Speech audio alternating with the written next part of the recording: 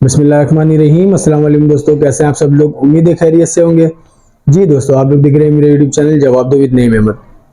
दोस्तों, बानी एमकेएम जनाब अल्ताफ हुसैन साहब आज एक खिताब करने जा रहे हैं। खिताब क्यों कर रहे हैं उस पर बात करेंगे। इसके अलावा पाकिस्तान के सदर मुमलिकत जनाब आरिफ अलवी साहब की एक बड़ी मुलाकात हुई है DGISI से।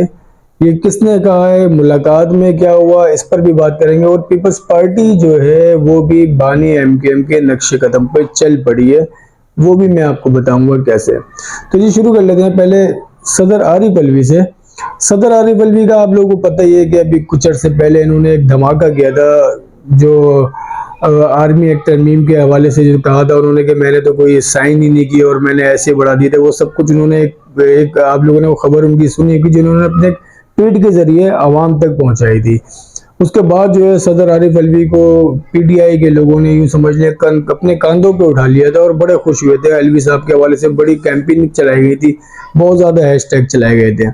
अब इतलात ये आ रही है कि सदर आरिफ अलवी साहब की एक मुलाकात हुई है DGISI नदीम अंजुम साहब से। और इस मुलाकात का जो जिक्र किया है वो एक मारूफ सहाफ़ी हैं, कामरान यूसुफ साहब। और कहा जाता है कि जो ताकतवर हल्के हैं उनके बहुत करीबी ये सहाफ़ी हैं। उन्होंने बताया है, उन्होंने ये रिपोर्ट की है कि सदर आरिफ अलवी की एक मुलाकात हुई है DGISI से। और ये मुलाकात हुई है 23 अगस्त को। 23 अगस्त को मुलाकात होने के बाद मामलात जो हैं वो संभल नहीं सके, मामलात मजीद बिगड़ गए हैं। और इस 23 अगस्त को आप लोगों को याद होगा कि 23 अगस्त के दिन जो है वो सदर आरिफ अलवी ने इलेक्शन कमीशन को खत लिखा था कि जी 90 दिन में इलेक्शन कराएं। और election commission, chief election commission को उन्होंने बुलाया भी था कि वो मुलाकात के लिए जो प्रेसिडेंट हाउस है वहां पर आए और वहां आके उनसे मुलाकात करें। और जो इंतखाबात होने वाले हैं जिनको 90 दिन में कराना इलेक्शन कमीशन की जिम्मेदारी है, उसके ऊपर बातचीत करें। तो कामरान यूसुफ साहब कहते हैं कि सदर आरिफ अलवी और DGISI के दरमियान जो मुलाकात हुई है वो मुलाकात में मामला जो है वो बिगड़ गए मजीद।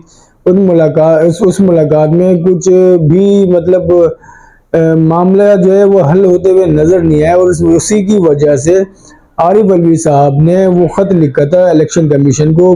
फिर वो सारी कहानी आप लोग को पता है, फिर क्या कुछ हुआ कि सदर का इख्तियार नहीं है, ये सब बातें होती रही। इलेक्शन के चीफ इलेक्शन कमीशन ने भी उसने भी मना कर दिया था कि वो सदर से नहीं मिल सकते। बाकी तो वो सबों से मिल रहे हैं, सारे जो लोग हैं उनसे उनकी मुलाकातें हो रही हैं, लेकिन वो सिर्फ सदर से नहीं मिल रहे। तो अब देखते हैं कि PTI जो है वो, ये भी एक इतला है, ये भी कामरान यूसुफ साहब का कहना है कि सदर आरिफ अलवी कुछ धमाकेदार ऐलान करने वाले हैं आइंदा कुछ ही घंटों में। अब देखते हैं सदर आरिफ अलवी साहब क्या ऐलान करते हैं, क्या वो लाएअमल देते हैं, उनकी जो मुलाकात हुई है उसके बारे में क्या बताते हैं या नहीं बताते। जो भी है, अब ये कहा जा रहा है कि आरिफ अलवी जो है धमाका करने वाले हैं। और जी अब आ जाते हैं पीपल्स पार्टी की तरफ। जैसे कि आप लोगों को पता है कि बानी एमकेएम जब से 9 मई का वाकया हुआ है, इमरान खान PTI के साथ जो मामलात हुए हैं इस्टेब्लिशमेंट के कह लें या लॉ इन्फोर्समेंट एजेंसीज के कह लें, उसके बाद जो है बानी एमकेएम ने मुसलसल जो है इमरान खान और PTI के हवाले से उनके हक में मुसलसल बयान दिए हैं।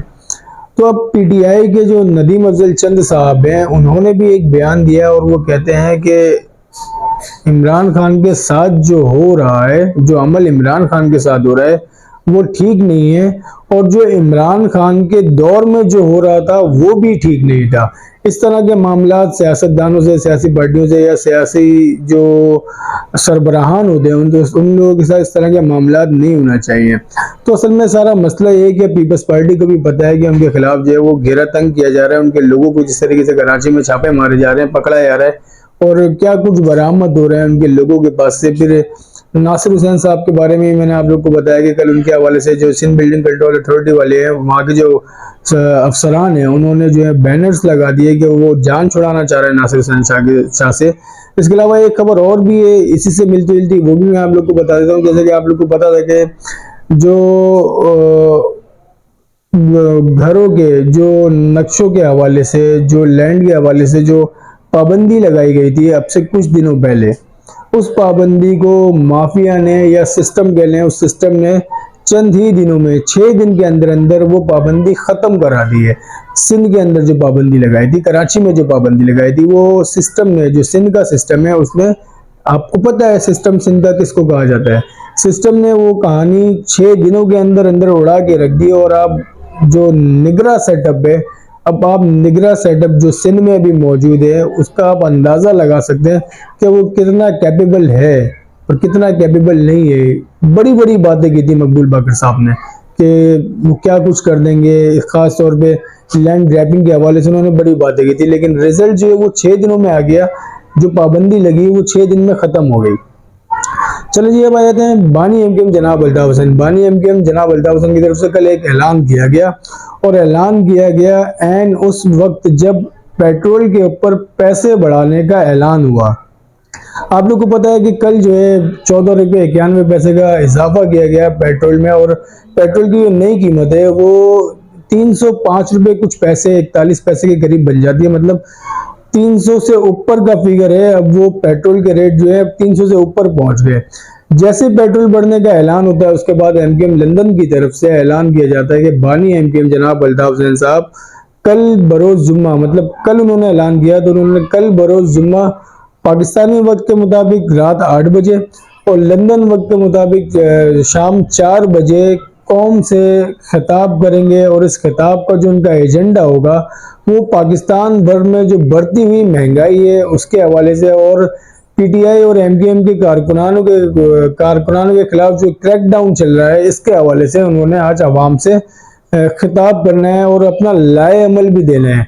अब देखना यह है कि बानी एमकेएम किस तरह की तकरीर करते हैं, किस तरह का खिताब करते हैं, और अपने खिताब में वो किस किस को लपेटते हैं।